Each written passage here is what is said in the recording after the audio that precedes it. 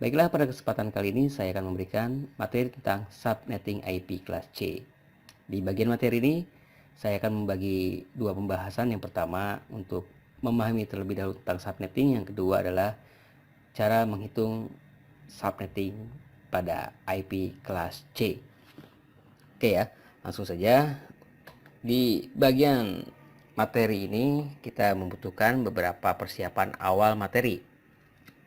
Tentunya di sini Anda dituntut untuk memahami materi-materi yang terdapat di sini, yaitu ada 5 poin materi yang perlu Anda pahami, yaitu memahami kelas IP address, yang kedua memahami tentang ID network dan ID host, yang ketiga memahami struktur bilangan biner oktadesimal dan heksadesimal, 4 memahami fungsi router dan operasinya, serta memahami dasar-dasar dari jaringan komputer.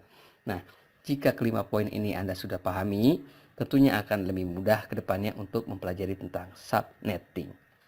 Oke. Berikutnya, apa itu subnetting?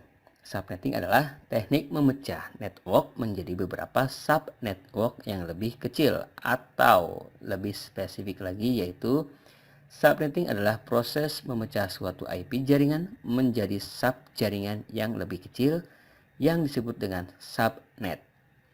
Subnetting digunakan oleh pengelola jaringan komputer untuk memudahkan dalam mengelola jaringan, seperti melakukan alokasi IP address sesuai dengan kebutuhan jaringan.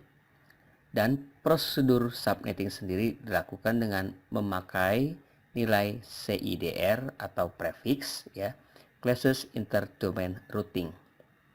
Nah, pembahasan CIDR ini nanti kita akan bahas di materi berikutnya.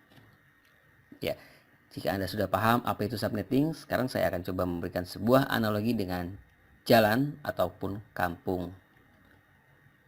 Nah, di sini analogi subnetting dengan menggunakan tanpa subnetting, artinya analogi jaringan tanpa menggunakan subnetting atau belum menggunakan subnetting. Seperti ini, Jalan Raya Cipayung, di mana Jalan Raya Cipayung ini adalah jalan raya utama, yang dimana jalan raya utama ini berfungsi sebagai jalan raya yang memiliki akses jalur ke kota, akses jalur ke daerah. Oke, di sini terdapat rumah-rumah warga, yang dimana rumah warga ini bersampingan dengan jalan raya atau yang berada di pedalaman tentunya. Seperti ini juga.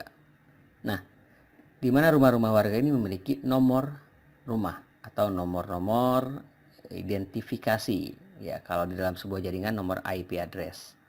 Nah, jika Anda lihat di gambar ini, maka akan terlihat seperti yang atau seperti rumah yang tidak terstruktur dengan rapih gitu ya.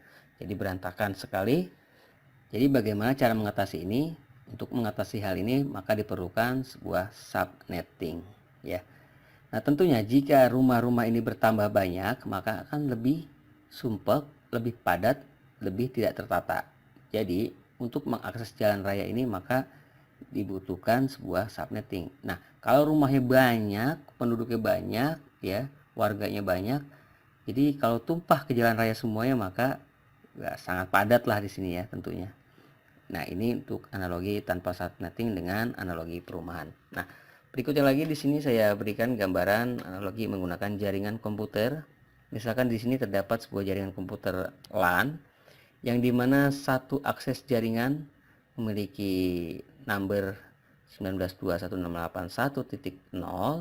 Ini adalah jaringan utamanya dan ini adalah hostnya atau klien-kliennya. Nah, di mana klien-klien ini membutuhkan jalur utama ya untuk mengaksesnya.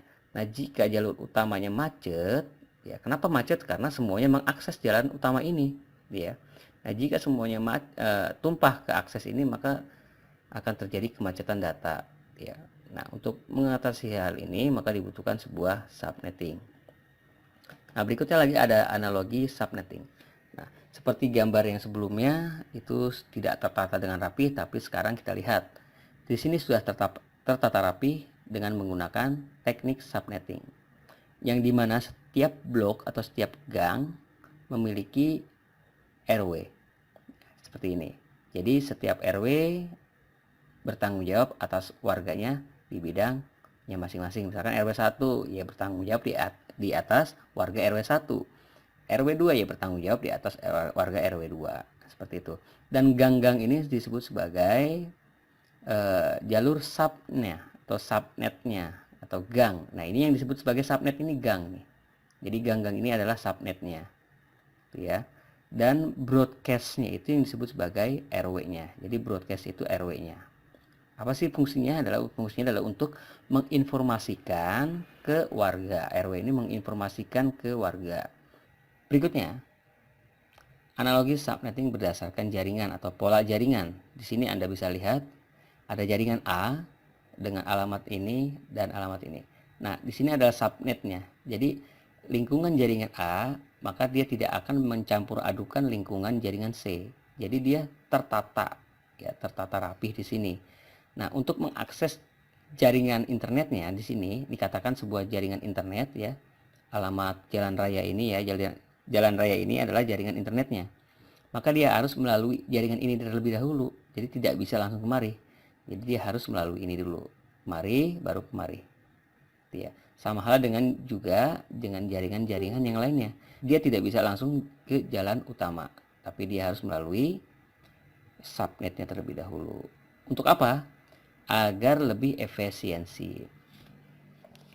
Nah, untuk seorang administrator jaringan, ya, tentunya ini hal yang sangat lebih mudah untuk mengidentifikasi berbagai macam permasalahan. Misalkan dalam jaringan ada kerusakan, maka dia tinggal melihat jaringan subnet mana yang rusak. Jadi dia tinggal mencari, oh ternyata jaringan subnet yang ini yang rusak.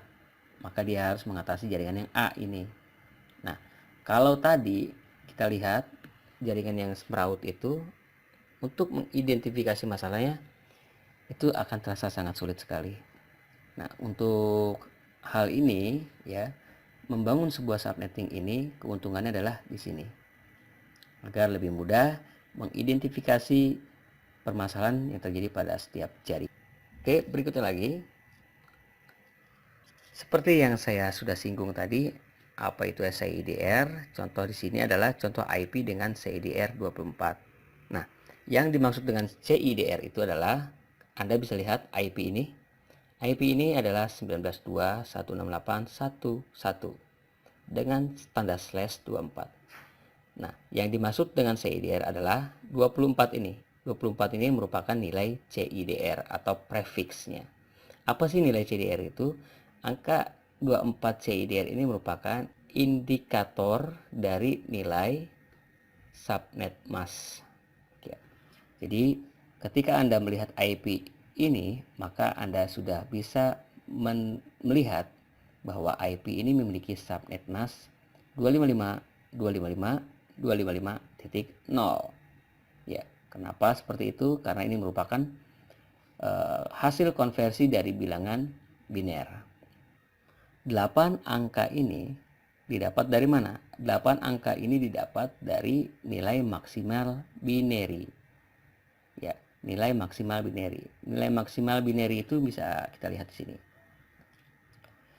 Di sini ada nilai maksimal itu sebanyak 8 digit. Karena dalam perhitungan sistem komputer, binary untuk ini adalah 8 digit dan memiliki 4 oktat. Di sini terdapat 8 digit maksimal, 1111 terdapat 8 digit. Maka jika dikonversi ke dalam bilangan desimal, maka akan menghasilkan nilai 255.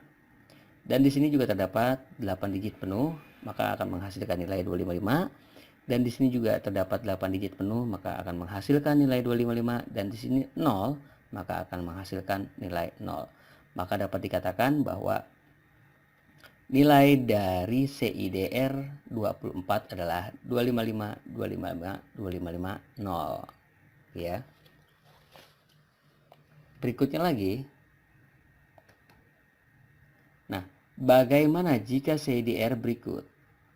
Kalau tadi kan CIDR-nya adalah 24. Nah, bagaimana jika CIDR-nya adalah 26? Berapakah nilai net mass-nya?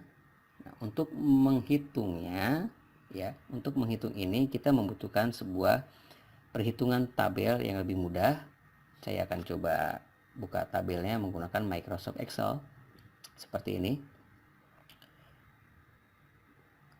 Di atas, di tabel ini kita sudah ketahui bahwa netmask default kelas C adalah 255, 255, 255, 0 netmasknya, dan memiliki binary digital 118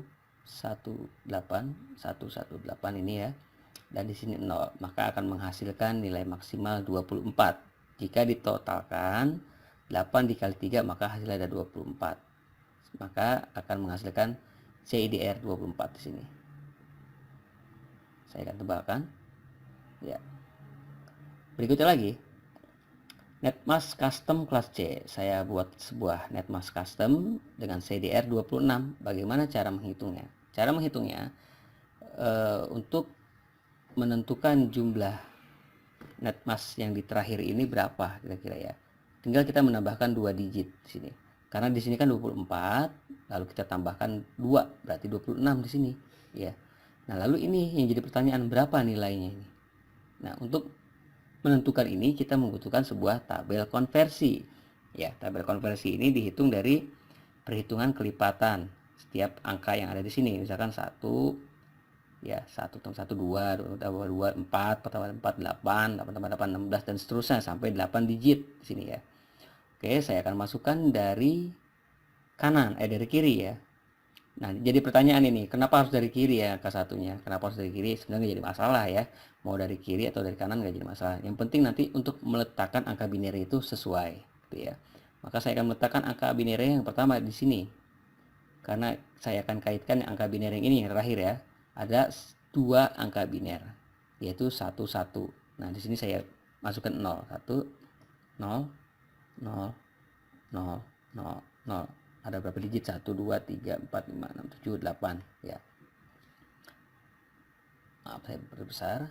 Nah, di sini ada 8 digit. Yang pertama 11000, maka saya akan isi di sini 1, di sini 1, dan di sini 0 0 0 0 0 dan 0.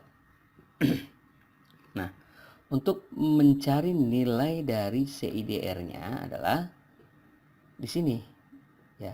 Di angka 1 ini terisi angka 128 dan di angka 1 ini terisi angka 64 dan di angka ini terisi angka 32. Nah, jadi ada nilai true jika di angka 128 memiliki nilai 1, maka nanti akan dijumlahkan. Misalkan saya akan jumlahkan 128 ditambah 64. Kenapa hanya 2 yang ditambahkan? Karena berisi nilai 1 dan sisanya nggak memiliki nilai 1, maka diabaikan saja. Jadi saya akan jumlahkan nilai yang berisi nilai true saja atau nilai 1. Maka saya akan jumlahkan, maka akan terdapat nilai 192. Nah, kesimpulannya jadi di sini kita didapatkan bahwa nilai CIDR dari custom CIDR 26 adalah netmasknya 19.2. Nah, jadi ini hasilnya. Itu ya. Nah, ini yang dimaksud dengan CIDR 26 dengan netmasknya adalah 192. Itu ya, kira-kira seperti ini. Kita kembali ke materi. Di pertanyaan ini bagaimana jika CIDR berikut? Nah, berapakah nilai netmasknya? Tadi sudah kita hitung. Jadi nilai netmasknya adalah 192. Kira-kira seperti itu. Dan ini nilai binernya ya. Binernya sama seperti yang tadi. Nah, saya rasa di sini sudah paham. Ya, kalau sudah paham kita lanjut ke slide berikutnya. Lalu apa manfaat subnetting?